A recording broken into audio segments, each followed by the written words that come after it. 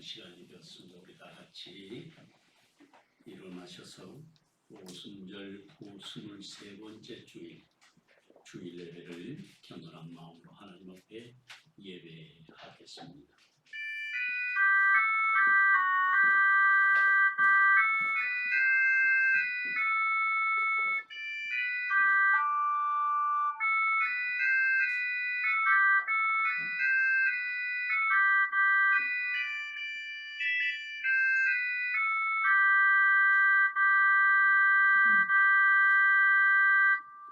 감사함으로 그 문에 들어가며 찬송함으로 그의 궁정에 들어가서 그에게 감사하며 그의 이름을 송축할지어다.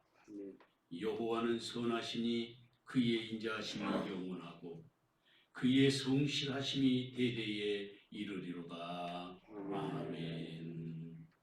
거룩하시고 자비로우신 아버지 하나님, 신실한 믿음과 사랑으로 서서 아버지 하나님 앞에 나와 무릎을 연하며 엎드리게 하시고 주의 음성에 귀를 기울이며 우리의 삶을 단정하게 하고 날마다 경건에 경건을 더하며 하나님의 거룩하심을 덧입기를 소망하며 주님 앞에 무릎을 연하여 엎드릴 때마다 주님께서 기뻐하여 주시고 우리를 받아 주시옵소서. 성령께서 함께하여 주시고 우리의 마음에 굳은 것을 제거하여 주시며 부드러운 마음을 더하여 주시고 아버지만을 사랑하며 주의 영광을 위하여 빛이 되는 삶을 살아가게 하옵소서. 오늘도 주님 앞에 나오는 모든 백성들을 주께서 지키시고 인도하여 주시며 신실한 믿음으로 서서 아버지를 영화롭게 하는 믿음의 자녀들이 되게 하옵소서. 예배할 때에 성령께서 우리를 주장하시고 인도하여 주시옵시기를 바라옵고 예수 그리스도의 이름으로 기원하옵나이다. 아멘. 찬송가 94장 찬송하겠습니다.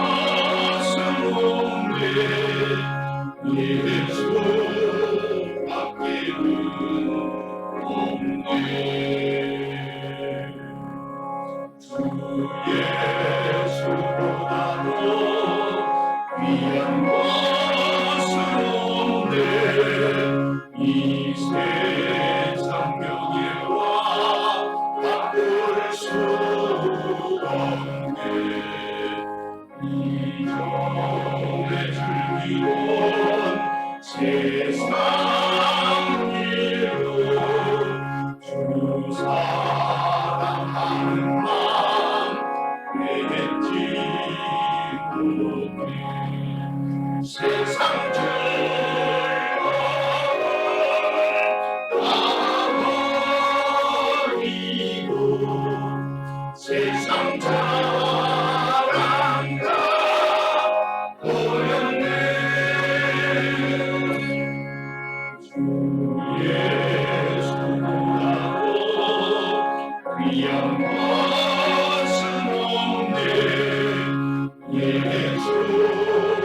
앞에는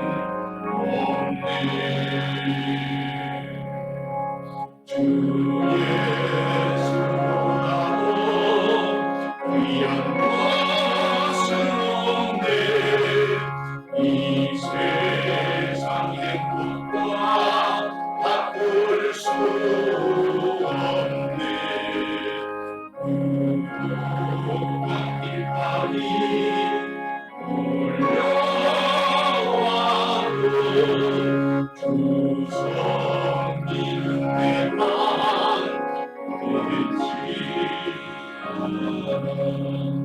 세상 즐거움 다 버리고 세상 자랑 다 보는데 주 예수보다도 귀한 것은 없네 예수 앞에는 없네.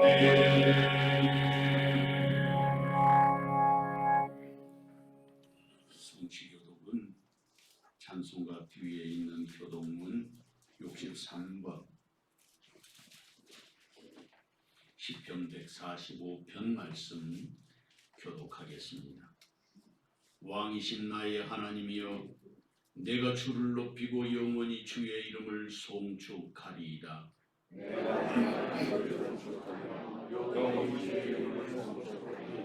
여호와는 위대하시니 크게 찬양할 것이라. 그의 위대하심을 측량하지 못하리로다.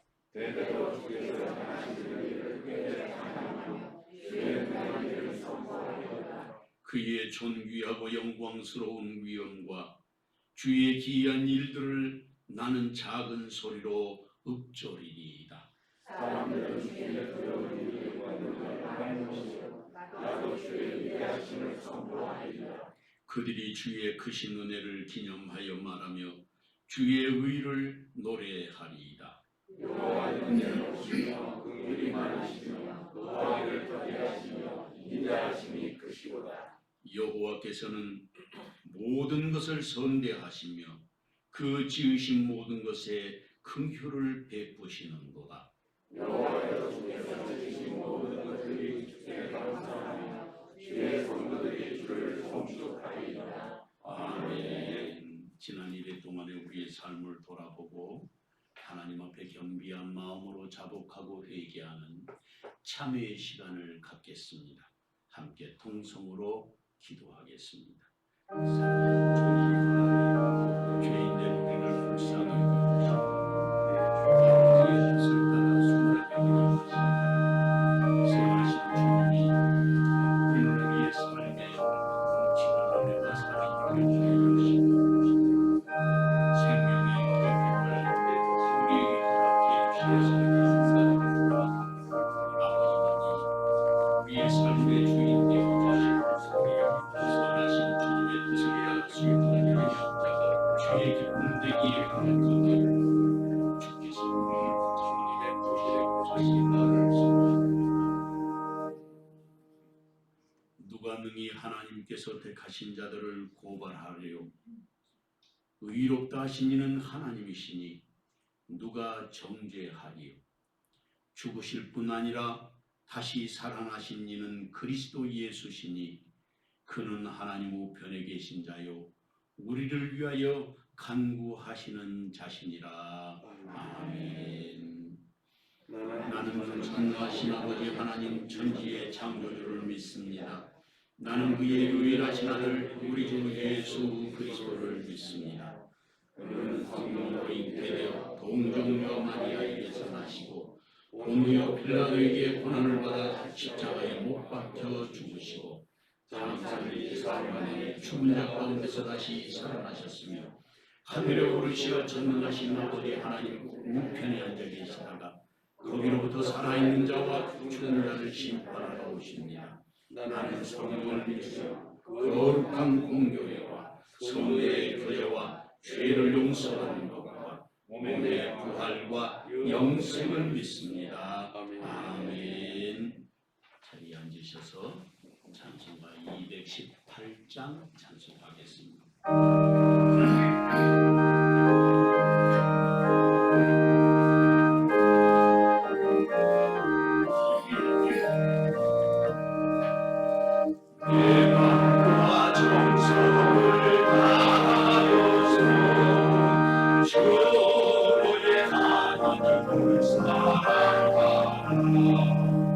내 몸을 아끼고 살아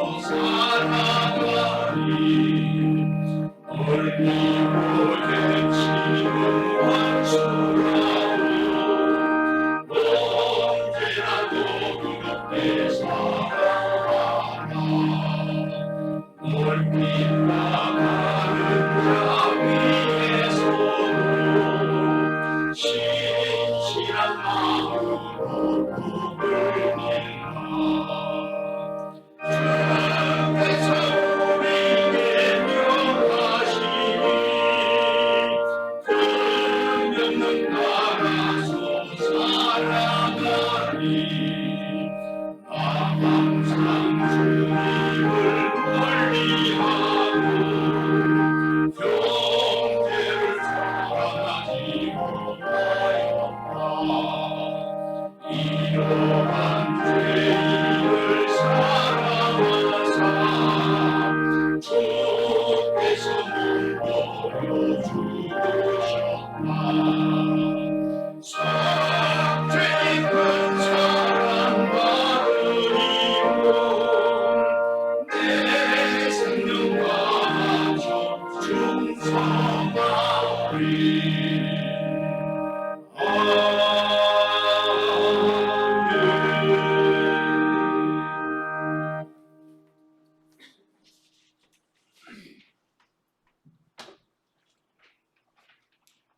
빛으로 생명으로 찾아오신 거룩하시고 자비로우신 하나님 아버지, 아들의 권세를 가지고 세상을 이기게 해 주심을 감사드리옵나이다.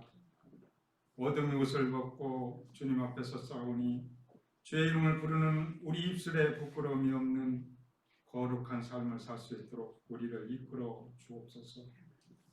사랑의 길을 주목하시고 사람의 모든 걸음을 감찰하시는 하나님 아버지, 우리 은밀한 죄를 주의 얼굴 빛 가운데 주셨사오니 흑암이라도 우리 죄를 가리우지 못하옵나이다. 우리 영혼이 공고한 날에 인생의 유일한 피난처가 되시는 주께 부르짖게 하옵소서. 십자가 안에서 우리 죄와 모든 허물이 용서받기를 구하옵나이다. 이 시대를 역사하시는 하나님 아버지, 주님의 빚값으로 우리 세움교회를 이곳에 세워주셔서 늘 주님의 선하신 뜻으로 인도해 주심에 감사를 드립니다. 무엇보다도 주님께서 우리 교회에 주신 사명을 잘 감당하게 하시며 지금 이 여러 가지 어려운 세상에 비춰주는 진리의 등불이 되게 하시며 세상이 썩어져가는 곳에 방부제가 되게 하시고 사망의 늪에서 방황하는 심령들에게 구원의 방주가 될 수 있도록 인도해 주옵소서. 모든 권세와 힘의 주인 되시며 모든 피조물의 주인 되시는 하나님 아버지, 우리들을 기억하여 주시고 각자의 사정을 위로하여 주시며 주님 앞에 엎드려 기도드릴 때마다 주님의 음성 들려 주옵소서. 특별히 연로하신 신령들에게 강건함으로 지켜주시며 우리 청년들과 해외에 나가 있는 신령들에게 영육 간의 강건함으로 지켜 주옵소서. 경제적 어려움과 여러 가지 여건이 여의치 않은 신령들에게 힘을 심어주시며 수험 중에 있는 수험생들에게 차분한 정리를 할 수 있도록 마음을 주시고 취직을 준비 중에 있는 청년들에게 일할 수 있는 여건들을 허락해 주옵소서. 특별히 목사님께 역사하여 주셔서 목사님께 허락하신 사역들을 성령님이 무한하신 능력으로 잘 감당해 나가실 수 있도록 인도해 주옵소서. 특별히 간구하옵기는 허철 집사님 아버지께서 내 뇌출혈 수술을 앞두고 있사오니 성령님 붙들어 주셔서 무난히 마칠 수 있도록 인도하시고 회복되는 역사가 있게 하여 주시옵소서. 우리 교회 지원하신 국내 미자리 교회와 해외 선교지 그리고 우리 교회에 세운 필리핀 선교지에도 코로나의 어려운 가운데 있지만 잘 감당해 나갈 수 있도록 인도해 주옵소서. 이 시간도 주님 말씀을 대응하시고 하여 단위의 사자 목사님 세워주셨사오니 목사님께 성령의 능력으로 붙들어 주시고 전하시는 말씀을 우리 심령에 잘 새겨 지키게 하시고 주님께 헌신 순종하는 우리 모두가 되게 하여 주옵소서. 또한 목사님 주의 성전에서 엎드려 간구하며 기도드릴 때마다 놀라운 주의 능력으로 역사해 주시고 우리 양녀들 양육하실 때 힘들고 지치고 피곤한 일 없도록 이끌어 주옵소서. 코로나의 어려운 상황 중에서도 노회장의 사명을 주셔서 주님의 은혜 가운데 무난히 마치게 인도해 주심도 또한 감사를 드립니다. 또한 우리 박종명 목사님 우리 곁에 사역하시다가 주님의 다른 부임을 받고 사임하십니다. 그동안 주님 인도하셔서 이끌어 주시네 감사드리며 어느 곳에서 사역하시던 간에 주님이 귀한 종으로 감당하기에 부족함 없도록 이끌어 주시길 바라오며 영육 간의 강건함으로 지켜 주시옵소서. 이 시간도 성전과 우리 가정에서 드리는 우리 모두의 예배를 주님께서 친히 주관하여 주실 줄 믿사오며 우리를 구원하여 주신 예수 그리스도의 이름으로 기도드립나이다. 아멘.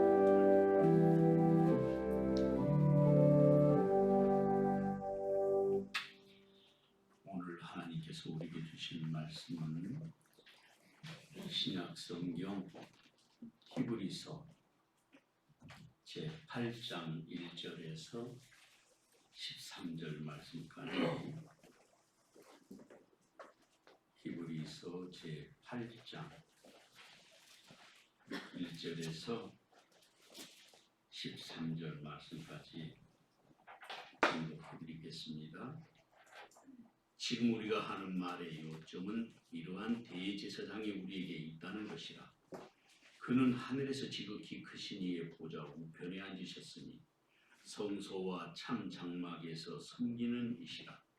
이 장막은 주께서 세우신 것이요 사람이 세운 것이 아니니라.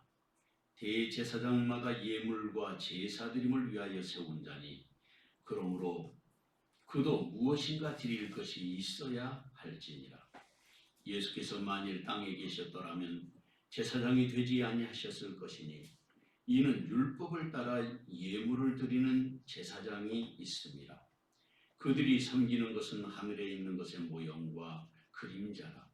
모세가 장막을 지으려 할 때에 지시하심을 얻은 바 같으니 이르시되 삼가 모든 것을 산에서 내게 보이던 본을 따라 지으라 하셨느니라.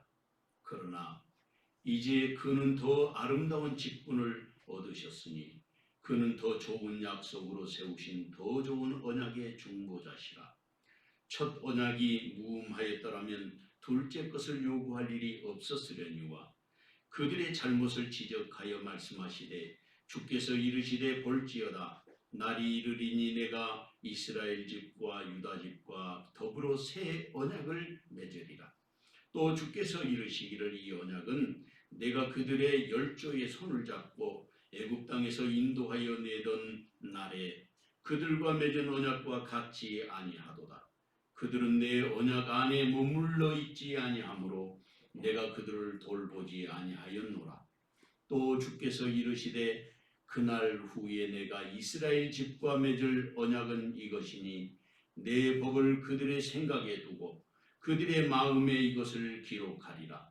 나는 그들에게 하나님이 되고 그들은 내게 백성이 되리라. 또 각각 자기 나라 사람과 각각 자기 형제를 가르쳐 이르기를 주를 알라 하지 아니할 것은 그들이 작은 자로부터 큰 자까지 다 나를 알미라. 내가 그들의 불의를 긍휼히 여기고 그들의 죄를 다시 기억하지 아니하리라 하셨느니라. 새 언약이라 말씀하셨음에 첫 것은 낡아지게 하신 것이니 낡아지고 쇠하는 것은 없어져 가는 것이니라. 아멘. 이 시간에 지휘자 나와서 우리 함께 찬양하겠습니다. 함께 부르실 찬양은 똑바로 보고 싶어요입니다. 1절 다 같이 찬양하시겠습니다.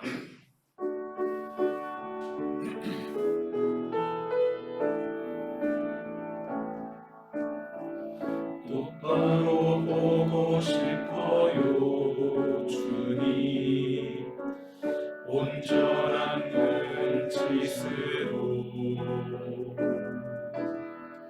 똑바로 보고 싶어요 주님 켰는지 하긴 싫어요 하지만 내 모습은 온전치 않아 세상이 보는 눈은 마치 날 죄인처럼 멀리하며 외면을 하네요. 주님 이 낮은 자를 통하여 어디에 쓰시려고 이렇게 초라한 모습 만들어 놓으셨나요? 당신께 드릴 것은 사모하는 이 마음뿐. 이 생명도 달라시면 십자가에 놓겠으니 거울뿐인 육신 속에 찬빛을 심게 하시고 가시뿐인 세상 속에 미랄로 썩게 하소서. 할렐루야. 우리 하나님께 영광의 박수 하겠습니다. 감사합니다.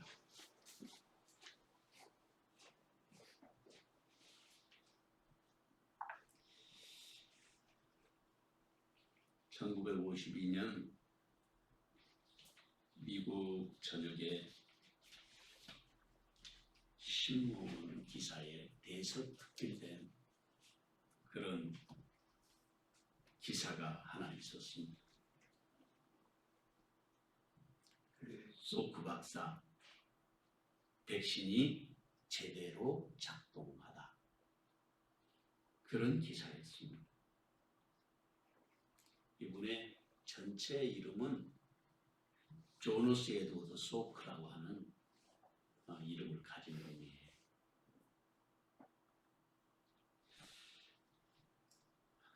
(1914년에) 미국에서 태어나서 (1955년에) 돌아가셨습니다. 그러니까 돌아가시기 3년 전에 이분이 백신을 만들어냈어요. 그 소크 박사가 만들어낸 백신이 바로 소아마비 백신이었습니다.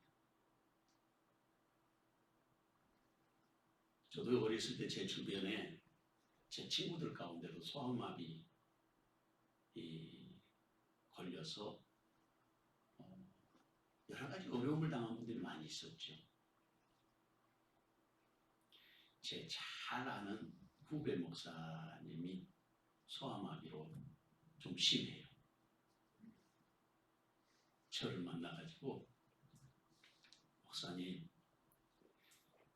저는 늘 병자라 제가 몸이 약해요. 이렇게 말하는 거예요.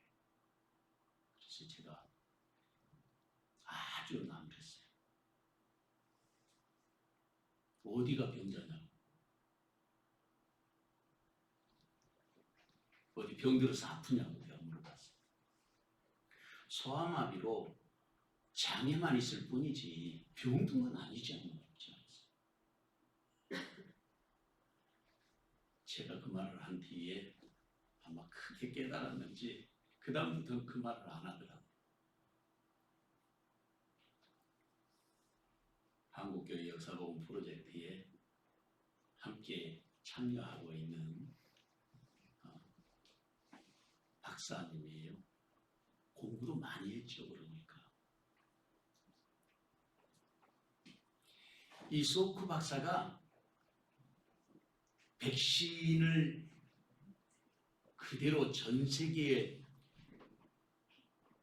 자기 특허를 가지고 그 판매를 했더라면 진짜 어마어마한 부자가 되지 않겠어요? 그런데 이분이 그 특허권을 다 포기했어요. 자신이 가지고 있는 그런 재능, 자신이 발명한 그 특별한 백신을 모든 사람들이 공유하도록 오픈한 거예요. 그래서 지금은 전 세계의 99%의 소아마비가 99% 없어졌다고 합니다. 요즘의 젊은 아이들은 소아마비 잘 안 걸리잖아요. 주사를 다 맞기 때문에 백신을 맞아서 어렸을 때. 그러면서 이분이 자기가 지금 교수로 또 연구하는 연구소로 그 얻을 수 있는 수입으로도 충분히 나는 생활하는 데 어려움이 없다고 그분이 그렇게 말을 했습니다. 어느 날 어느 방송에 출연했는데 사회자가 이 백신의 특허권자는 누굽니까? 그렇게 물었다 그래요. 그러니까 이소프 박사가 하는 말이 물론 세상 모든 사람이라고 저는 말하고 싶어요. 특허 같은 것은 없습니다. 태양도 특허를 내야 됩니까? 그렇게 말했어요.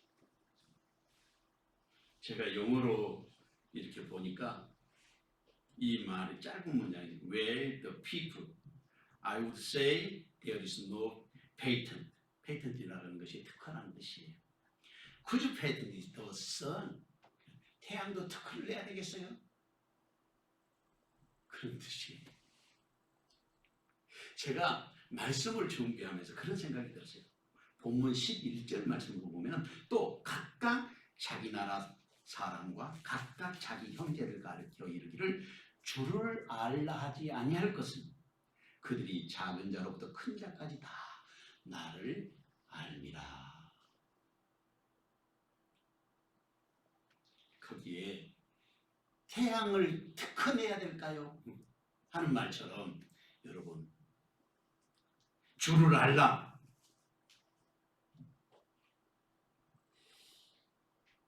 이 말을 할 필요가 없다고 하시는데 왜냐하면 작은 자에서부터 큰 자까지 다 주님을 알게 된다는 거예요.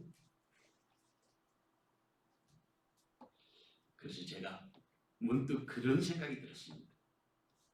예수님의 이름을 특허낸다면 어떻게 되겠어요? 예수의 이름도 특허를 낼 수 있을까? 하나님이 값없이 주셨으니까 그렇지.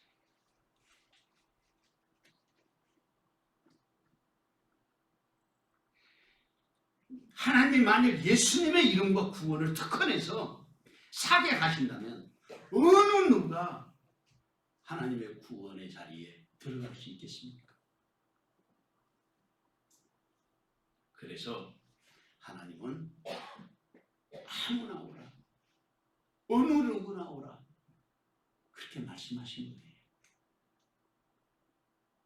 말씀을 통해서 들려주시는 주님의 음성을 듣고 말씀 속에서 하나님의 가르치심을 깨달아서 믿음의 올바른 길에 서는 저와 여러분 되시기를 주님의 이름으로 축원합니다. 첫째로 우리는 지시하심에 따라 본을 받아야 합니다. 지시하심에 따라서 그 본을 따라 지어야 돼요. 본문 1절에서 5절 말씀 우리 함께 뜻을 생각하면서 읽어보겠습니다. 지금 우리가 하는 말의 요점은 이러한 대제사장이 우리에게 있다는 것이다. 그는 하늘에서 지극히 크신 이의 보좌 우편에 앉으셨으니 성소와 참 장막에서 섬기는 이시라. 이 장막은 주께서 세우신 것이요 사람이 세운 것이 아니니라. 대제사장마다 예물과 제사드림을 위하여 세운 자니 그러므로 그도 무엇인가 드릴 것이 있어야 할지니라. 예수께서 만일 땅에 계셨더라면 제사장이 되지 아니하셨을 것이니 이는 율법을 따라 예물을 드리는 제사장이 있습니다. 그들이 섬기는 것은 하늘에 있는 것의 모형과 그림자라. 모세가 장막을 지으려 할 때에 지시하심을 얻음과 같니 이르시되 삼가 모든 것을 산에서 내게 보이던 본을 따라 지으라 하셨느니라. 아멘. 마음대로 지으면 안 되는 거예요. 산에서 보여주신 그 모양대로 지어야 하는 것입니다. 다시 말하면 우리가 예수를 믿는데 이 믿음이 내가 생각하는 대로 믿으면 안 돼요. 하나님이 가르쳐 주신 말씀대로 따라서 믿어야 되는 거예요. 우리에게 있어서 하나님의 새로운 비전, 새로운 계획, 그것을 본문에 보니까 드디어 그것이 열려지게 된 것입니다. 그것은 그 비밀이 바로 영원한 대제사장이 우리에게 있다는 것입니다. 그리고 그분의 지위는 하늘에 계신 지극히 크신 이의 보좌 우편에 계시는 분이라는 거예요. 그리고 그분이 섬기시는 것은 성소와 참 장막이라. 참이라는 것은 수학에서 거짓과 반대되는 것이 참이잖아요. 진실, 진리, 그걸 참이라고 그래요. 그러니까 지금 이 세상에 있는 것은 어떤 의미에서는 그냥 모형이지 하늘의 참 장막은 아닌 거예요. 우리가 여기에 살아가는 것은 우리가 입고 사는 이 육신도 참 장막이 아닌 것을 성경은 가르치고 있어요.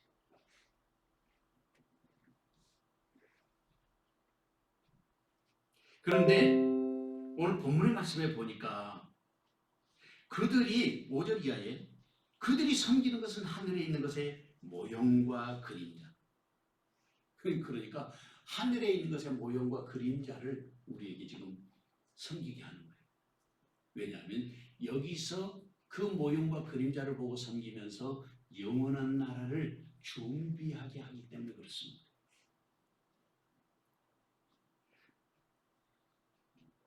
모세가 장막을 지으려 할 때에 지시하심을 얻은 것 같으니 이르시되 삼가 모든 것을 산에서 내게 보이던 본을 따라 지으라 하셨느니라. 산에서 보여주신 대로. 산이라는 것은요, 히브리 말로 헷 레시라고 해요. 헬,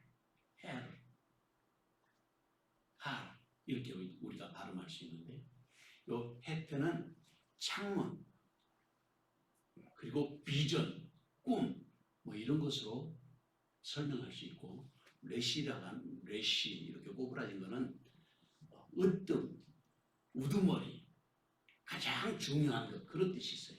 그러니까 두 개를 합하면 비전 중에 가장 으뜸이 되는 비전, 그게 어디에 있냐면 산이라는 거예요. 그래서 기도하러 산에 가잖아요. 예수 믿는 사람도 산에 가고, 심지어는 무당들 신내림할 때도 산에 올라가서 신내림을 하잖아요. 귀신들도 귀신같이 하는 거예요. 그 하나님을 흉내내는 것이. 그 산에서 하나님께서 보여주신 그 본, 모형대로 따라서 지으라는 거예요. 그것이 성막입니다. 그것이 성막이에요.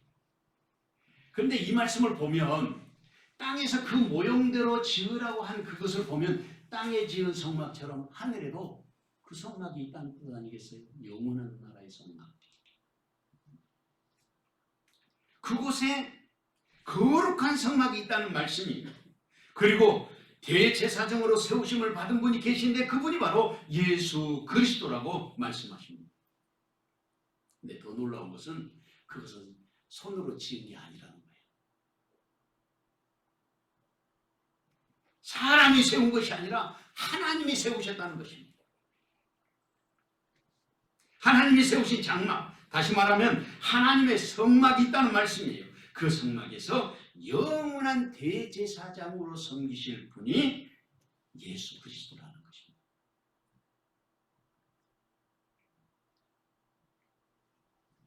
다시 본문 3, 4절 말씀을 보면 대제사장이 하는 일을 알 수 있는데, 대제사장은 세상에서 하나님의 사역으로 해서 쓰임을 받는데 하나님 앞에 나갈 때마다 제물을 가지고 나가는 거예요. 하나님 앞에 드리는 예물이 있어야 돼. 그게 율법을 따라서 지켜야 될 제사장의 예법이에요. 그러니까 대제사장은 하나님 앞에 나아갈 때에 율법을 따라서 무엇인가 가지고 가야 돼요. 제사장들도 다 마찬가지 아니겠습니까? 오늘 우리가 다 만인 제사장설에 의하면 하나님 앞에 나올 때 빈손으로 나오면 안 되는 이유가 바로 거기에 있어요. 영적인 원리가 거기 담겨 있어요. 우리가 하나님 앞에 나갈 때 드릴 것이 없이 가난한 사람이면 비둘기라도 갖다가 잡아서 하나님께 제물로 드려야 되는 거예요. 부자는 송아지를 드리고 보통 사람은 양이나 염소를 드리고 진짜 가난한 사람은 비둘기라도 갖다가 드리는 거예요. 그래서 하나님 앞에 나올 때는 빈손으로 하나님을 뵙지 말라. 성경은 그렇게 말하잖아요.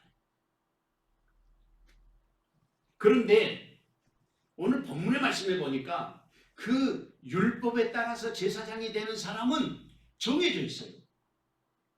그 정해진 율법에 따라 정해진 제사장은 아론의 자손들이에요. 그래서 예수님은 아론의 자손이 아니잖아요. 예수님은 유다 지파의 자손이니까. 그래서 예수님이 세상에서는 제사장이 될 수 없었다고 말하는 거예요. 그리고 2주 전에 제가 멜기세덱에 대해서 설명했지 않습니까? 여러분들이 유튜브나 이런 데 목사님들이나 나와서 설교하는 것을 들으실 수가 있어요. 멜기세덱에 대한 이야기. 거기에 보면 멜기세덱을 성령으로 해석하는 사람들이 많아요. 성령 하나님. 아니면 육신을 입고 세상에 오시기 전에 예수님. 이렇게 해석해요. 어젯밤에 9시 좀 넘어서 이제 제가 교회에서 집에 가는데 너무 마음이 아팠어요. 강서구청 사거리에 가면 이렇게 큰 LED판에다가 거기에 계속해서 그림들이 나오는데 갑자기 제 눈에 띈 게 요한계시록 강좌를 한다는 거예요.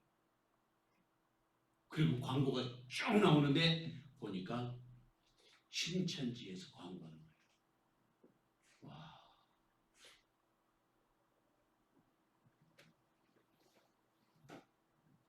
이제는 내놓고 해요. 내놓고 이단들도. 참 기가 막힌 세상이에요. 예전에 우리 교회 다니시던 한 집사님이 저한테 한 번 전화하시고 난 다음에 지금 저한테 매주일마다 기쁨의 소식인가 뭐 그게 와요. 파곡수 구원파에서 저보고 구원받으라고 하는지. 지금은 이단들도 아주 뻔뻔해졌어요. 예전에는 숨어서 했는데 내놓고 자기 교리들을 선전하는데 정말 무서운 일이에요. 성도들이 거기에 넘어가는 것은 하나님의 말씀에 가까이 하지 않기 때문에 그래요. 대제사장도 무엇인가 드릴 것이 있어야 되는데 세상에서 그렇게 할 수 없었던 거죠. 그래서 본문 4절 말씀을 보면 그렇게 말씀하십니다. 예수께서 만일 땅에 계셨더라면 제사장이 되지 않으셨을 것이라는 말씀입니다. 왜냐하면 그것은 율법을 따라 예물을 드리는 제사장이 있기 때문이라는 말씀입니다. 세상에서는 하나님의 제사장으로 쓰임을 받기 위해서는 율법을 따라 아론의 자손이 되어야 했기 때문에 예수님이 하나님이시면서도 율법을 어기지 않으신 것을 알 수가 있어요. 이 장막은 하늘에 있는 모형으로 세상에서 하나님을 섬기는 자리였습니다. 성경의 역사를 살펴보면 처음에는 장자제사장이었어요. 우리나라도 장자제사장의 그 대를 이어 있어요. 왜냐하면 우리나라 사람들은 셈의 후손이기 때문에 그렇다. 그렇게 해석할 수 있어요. 셈이 누구라고 했습니까? 2주 전에 멜기세덱이라고 제가 말씀드렸죠. 아브라함이 그 멜기세덱을 만날 때 멜기세덱의 나이가 최소한 500살 가까이 된 거예요. 480세 이상 됐어요.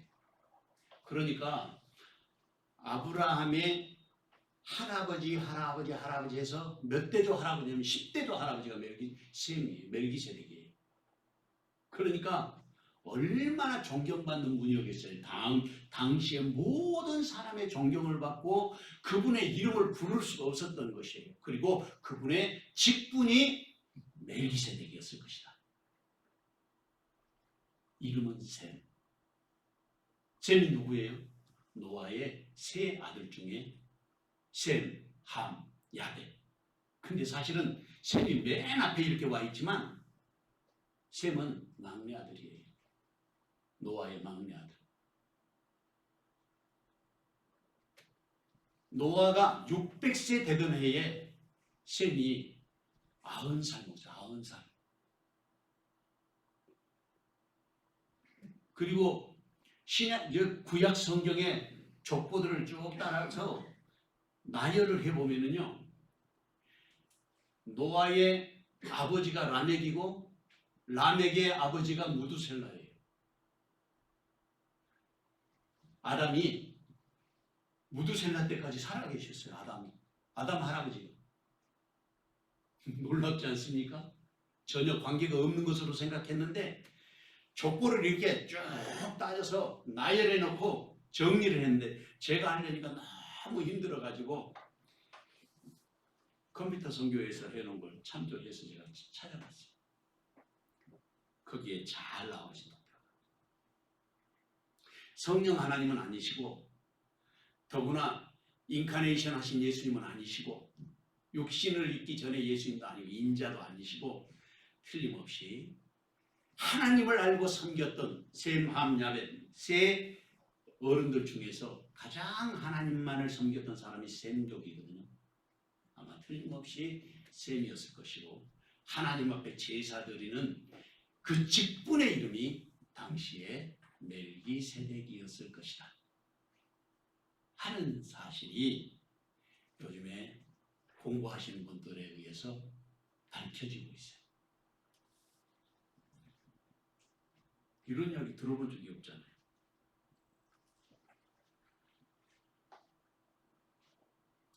그러니까 제사장은 큰 아들로 장자 제사장권이 있었어요. 그 다음에 율법이 아브라함 이후에 430년 후에 율법이 오게 되는데 율법이 주어진 그때부터는 레위 지파에서 특별히 아론의 자손들만 제사장이에요. 레위 지파가 다 제사장이 아니에요. 레위 지파 중에 모든 사람들이 다 성전에서 일을 하는 건 맞지만 제사장은 아론의 자손만 제사장이에요. 그리고 신약시대로 오면서 예수님께서 승천하신 다음에 복음의 제사장이 생겨났어요. 그게 로마서 15장 16절 말씀에 나와요. 복음의 제사장이 하는 일이 뭐냐? 첫째는 하나님이 받으실 만하게 우리를 거룩하게 만드는 일이에요. 오늘날 목사들이 해야 될 일, 우리 성도들이 거룩한 삶을 살아서 하나님이 받으실 만하게 하나님 앞에 드릴 수 있도록 해야 돼요. 그 다음에 두 번째로는 성령 안에서 그것을 거룩하게 하는 거예요. 세 번째로는 하나님이 받으실 만한 제물이 되게 해야 된다. 그게 복음의 제사장이 하는 일이에요. 그 다음에 그러니까 세 가지 제사장이죠. 장자 제사장, 그 다음에 레위 지파의 아론의 자손들의 제사장, 세 번째는 복음의 제사장. 그리고 그것이 끝나는 그날 우리 주님이 영원한 대제사장 되시는 거예요. 이해가 되시죠? 예수님이 영원한 대제사장 되는 것입니다. 물론 하늘에 계신 대제사장 예수님이 하시는 일은 이런 것이 사실 필요가 없습니다. 오직 땅에서만 필요한 제사장의 직분일 것입니다. 왜냐하면 십자가에 달리신 예수님께서 이 모든 것을 완성하셨기 때문에 그렇습니다. 역대하 26절 18절 19절 말씀에 보면 우시 왕 곁에 서서 그에게 이르되 우시하여 여호와께서 분양하는 일은 왕이 할 바가 아니요 오직 분향하기 위하여 구별함을 받은 아론의 자손 제사장들이 할 바니 성소에서 나가소서. 왕이 범죄하였으니 하나님 여호와께서 영광을 얻지 못하리이다. 우시아가 손으로 향로를 잡고 분향하려 하다가 화를 내니 그가 제사장에게 화를 낼 때에 여호와의 전 안 향단 곁 제사장들이 앞에서 그의 이마에 나병이 생긴지라. 우시아 왕이 아사랴 제사장이 일을 하는데 자기가 제사 드리려고 하다가 왕이니까 할 수 있는 줄 알았어요. 그런데 그때 하나님께서 화를 내는 이 우시아가 죽음을 당하게 되죠. 나병에 걸리게 되는 것입니다. 그래서 구별되게 되고 우시아가 죽던 해에 하나님께서 이사야 선지자의 영의 눈을 열어주는 거예요. 이사야 선지자의 이사야 6장에 나오는 말씀이에요. 절망 속에 하나님이 새로운 비전을 열어가시는 그 말씀이 바로 이사야서예요. 사랑하는 성도 여러분, 주님은 모든 믿음의 사람이 하나님의 말씀에 순종하는 사람 되기를 원하십니다. 누가 하나님의 말씀에 순종하는 사람 되어야 하겠습니까? 누가 하나님이 세우신 성전을 소망하며 사는 사람이 되어야 하겠습니까? 누가 성소와 참 장막에서 섬기는 사람이 되어야 하겠습니까? 그 자리에 주님은 지금 저와 여러분이 서 있기를 원하시는 것입니다. 이 귀한 정의 시간 저와 여러분이 함께 하시기를 주님의 이름으로 축원합니다. 둘째는 우린 예수님의 언약 안에 머물러 있는 사람들입니다. 6절에서 9절 본문의 말씀을 다 같이 한 목소리로 읽어보겠습니다. 그러나 이제 그는 더 아름다운 직분을 얻으셨으니 그는 더 좋은 약속으로 세우신 더 좋은 언약의 중보시라. 저 첫 언약이 무음하였더라면 둘째 것을 요구할 일이 없었으려니와 그들의 잘못을 지적하여 말씀하시되 주께서 이르시되 볼지어다 날이 이르리니 내가 이스라엘 집과 유다 집과 더불어 새 언약을 맺으리라. 또 주께서 이르시기를 이 언약은 내가 그들의 조상의 손을 잡고 애굽 땅에서 인도하여 내던 날에 그들과 맺은 언약과 같지 아니하도다. 그들은 내 언약 안에 머물러 있지 아니하므로 내가 그들을 돌보지 아니하였노라. 아멘. 예수님이 어떤 분인지 가르쳐 주시는데 첫째는 아름다운 직분을 얻으신 분이고 둘째는 더 좋은 약속을 세우셨고 셋째로는 더 좋은 언약의 중보자가 되셨다. 그렇게 말씀하십니다. 더 아름다운 직분을 받으셨다는 말을 제가 헬라어 원어로 살펴보니까 디아포라테라스 테틱센 레이툴기아스라고 그래요. 아름다운 직분을 받았는데 이미 예수님께서 받으셨다는 거예요. 받을 것이 아니라 이미 예수님이 그것을 가지고 계십니다. 이미 아름다운 직분을 받으셨고 더 좋은 약속은 세우셨고 그리고 더 좋은 언약의 중보자로 지금 계시는 분이 누구라고 말하냐면 예수님이다. 왜 이런 말씀을 하고 있는가?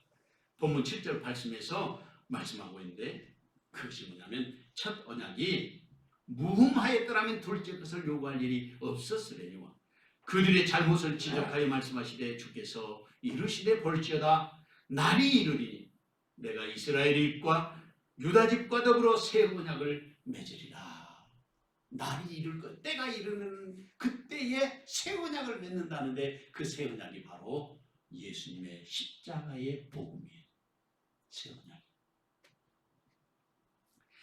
그러면서 다시 본문의 말씀으로 돌아가서 살펴보면 첫 언약이 무음하였더라면 여기에서 첫 언약이란 두말할 필요도 없이 율법을 의미합니다. 그런데 그 율법이 무음한 것이 아니었다는 말씀입니다. 그래서 둘째 것을 요구하셨습니다. 둘째 것이 무엇이냐? 무음한 것이 아니다. 흠이 있었다는 말이에요. 그래서 둘째 것을 요구하신 거예요. 그것이 바로 십자가의 복음이요 은혜의 복음이요 생명의 성령의 법입니다. 그래서 9절 말씀을 계속해서 보면 또 주께서 이르시기를 이 언약은 내가 그들의 열조의 손을 잡고 애굽 땅에서 인도하여 내던 날에 그들과 맺은 언약과 같지 아니하도다. 그런 언약과는 좀 다르다는 거예요. 그러니까 처음 언약은 하나님이 이스라엘 조상들의 애굽 땅에서 인도하여 내실 때에 이스라엘의 조상들과 맺은 언약이라는 것입니다. 그러나 그 언약은 흠이 있어서 결국 새 언약과 같지는 않았다는 거예요. 그 언약과 이스라엘에게 있어서의 문제가 무엇이라고 말씀하십니까? 그것은 9절에서 말씀하고 있어요. 그들은 내 언약 안에 머물러 있지 아니하므로 내가 그들을 돌보지 아니하였다. 그 언약의 문제가 아니라 사실은 그 백성들이 언약 안에 머물러 있지 않았기 때문에 그것이 문제였다고 성경은 가르쳐주고 있습니다.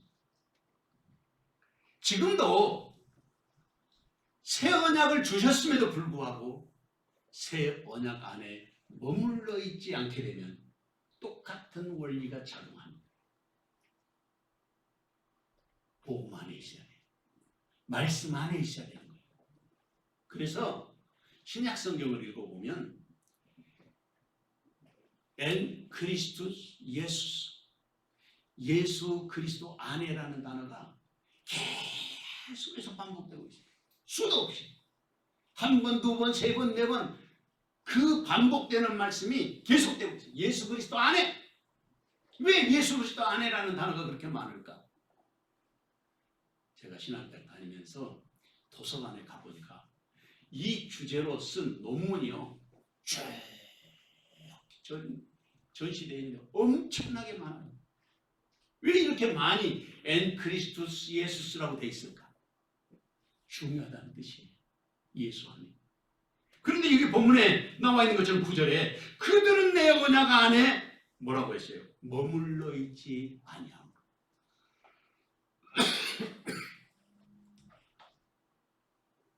머물러 있지 아니함으로 내 언약 안에 머물러 있지 않기 때문에 내가 그들을 돌보지 않았다는 거예요. 출애굽기 19장 4절에서 6절 말씀에 보면 내가 애굽 사람에게 어떻게 행하였음과 내가 어떻게 독수리 날개로 너희를 업어 내게로 인도하였음을 너희가 보았느니라. 세계가 다 내게 속하였나니 너희가 내 말을 잘 듣고 내 언약을 지키면 너희는 모든 민족 중에서 내 소유가 되겠고 너희가 내게 대하여 제사장 나라가 되며 거룩한 백성이 되리라. 너는 이 말을 이스라엘 자손에게 전할지니라. 사랑하는 성도 여러분, 이스라엘이 하나님 언약 안에 살기를 소망했던 것처럼 주님은 지금도 우리가 예수의 언약 안에 있기를 원하십니다. 누가 십자가의 복음 안에 있어야 할 사람입니까? 누가의 은혜의 복음이요 생명의 성령의 법 안에 살아야 할 사람입니까?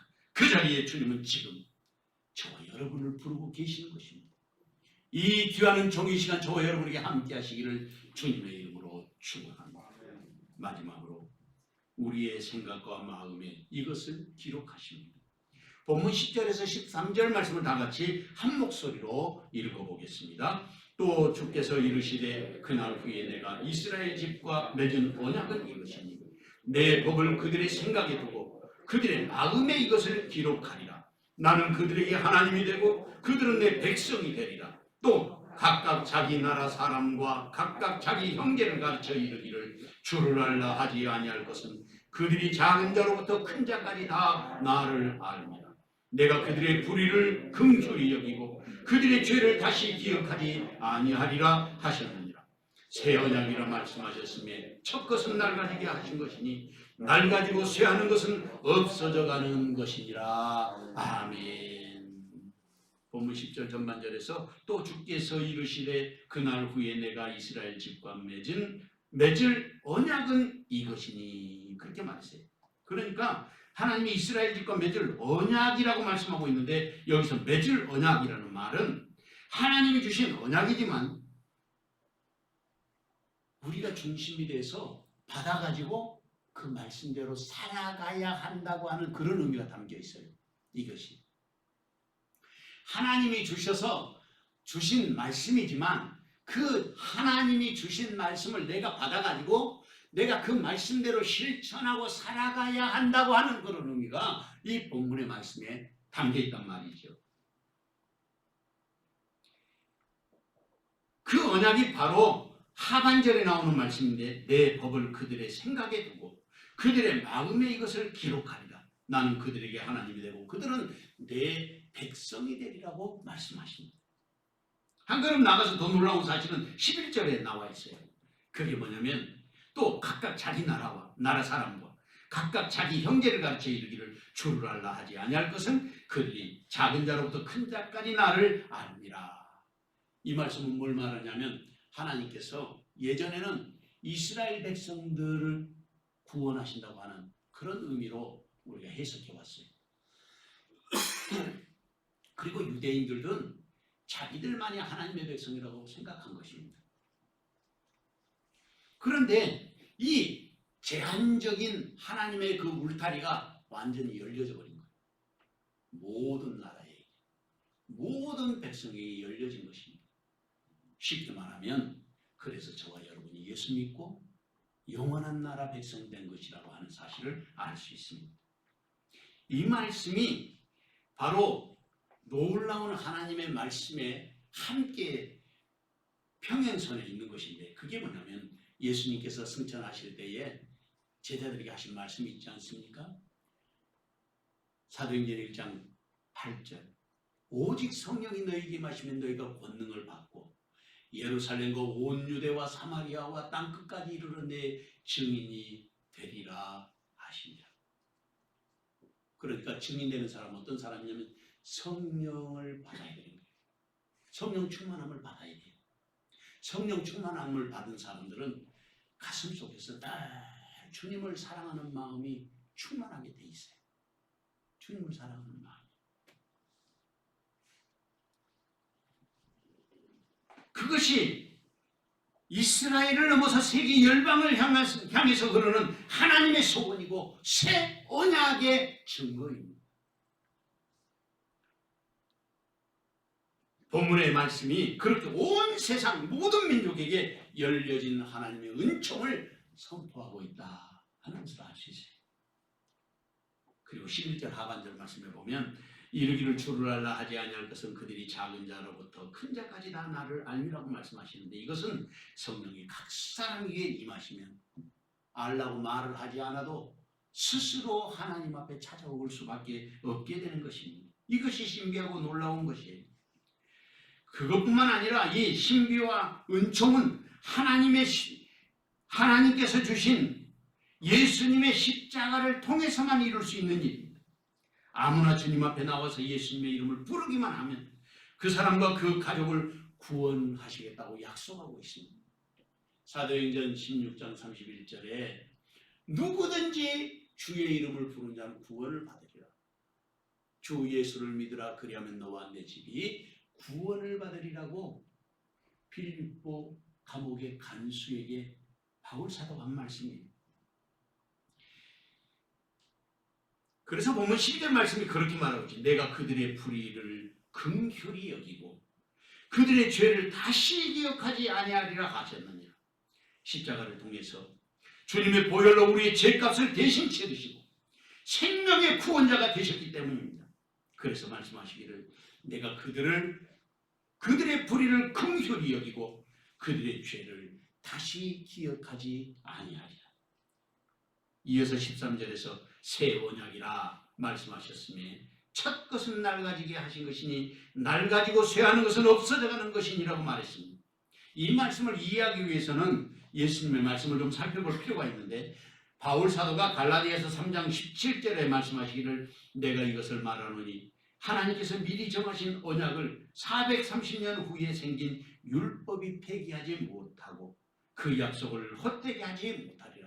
430년 후라는 것은 모세가 애굽에서 이스라엘 백성들을 이끌고 나온 그때를 말하고 그러면 430년 전은 누구냐?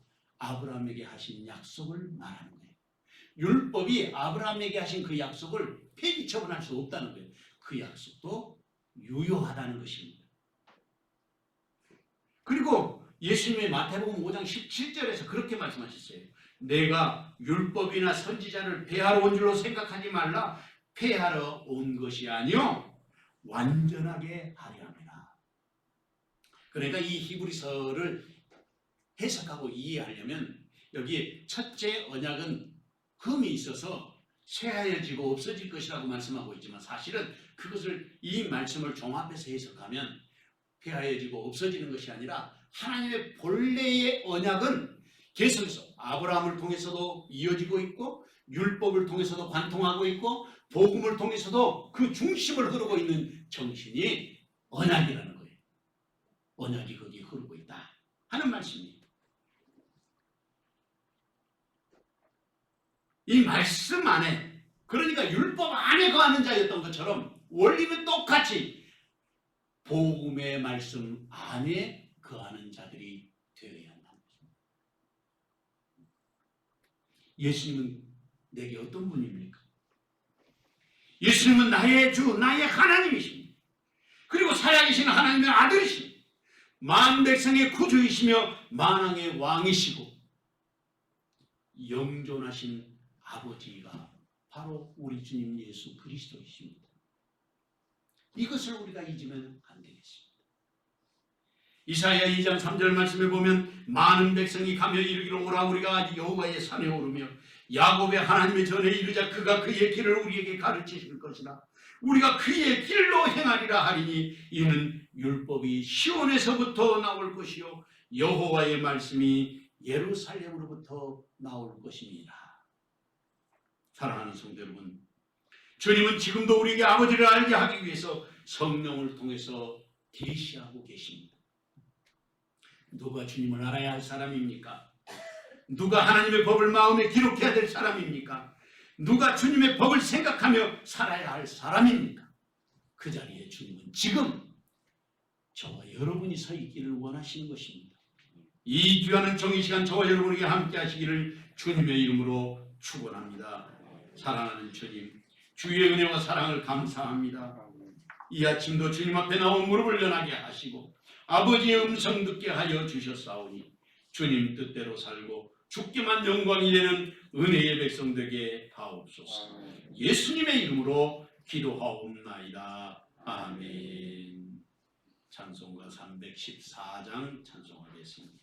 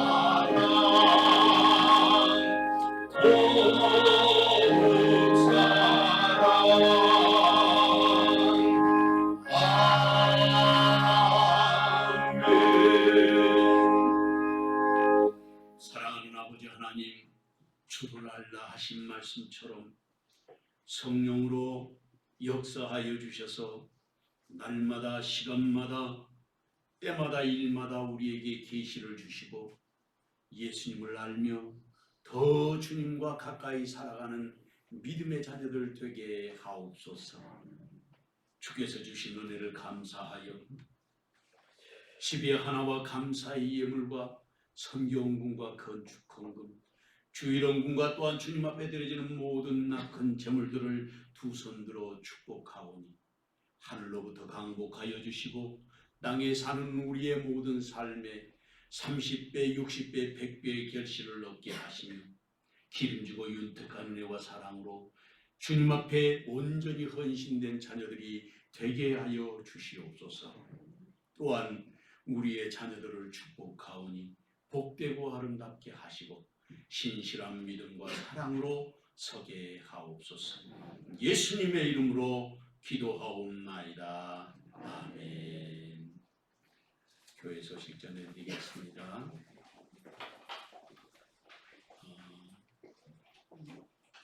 새롭게 종교 활동에 대한 정부 지침이 내려왔습니다. 그래서 접종 여부와 관계없이 할 때는 50% 우리 교회 자석 숫자의 50%까지 모일 수 있고, 그 다음에 백신을 접종 완료한 사람들은 다 제한 없이 참여할 수 있도록 바뀌었습니다. 그리고 내일부터 또 이제 이것이 적용이 되니까 집에서 예배 드리시는 분들도 다 교회로 나오셔서 함께 예배할 수 있도록 해주시고, 이제 아이들도 22일부터 학교를 이제 등교하게 된다고 그렇게 신문에 나왔습니다. 예배를 일단 우리가 드리는 예배 점심 식사는 또 못하게 해요. 그럼에도 불구하고 조심해야 된다 해서 지금 하고 있는데 여러분들 기억해 주시고, 또 오늘이 할로윈데이입니다.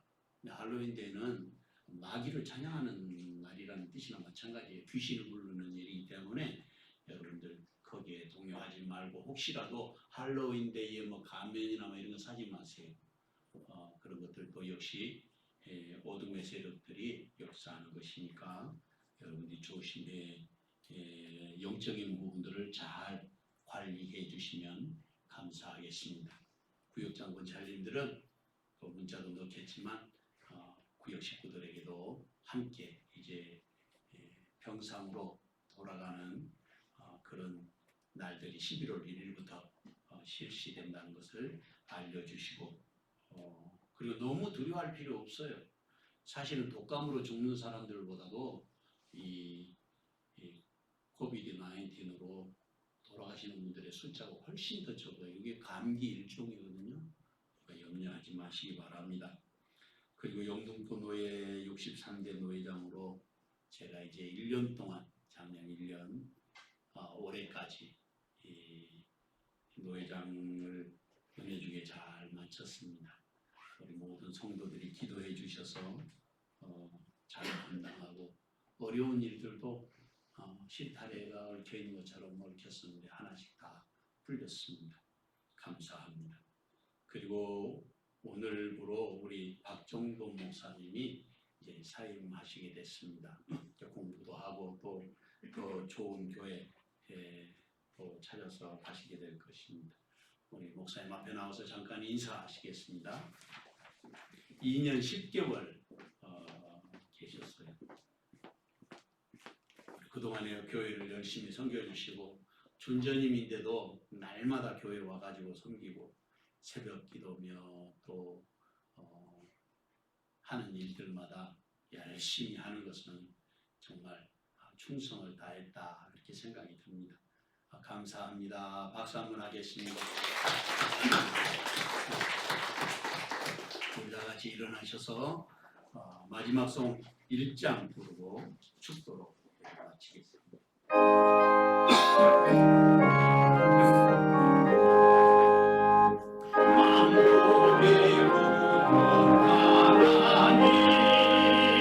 온 백성 찬송 드리고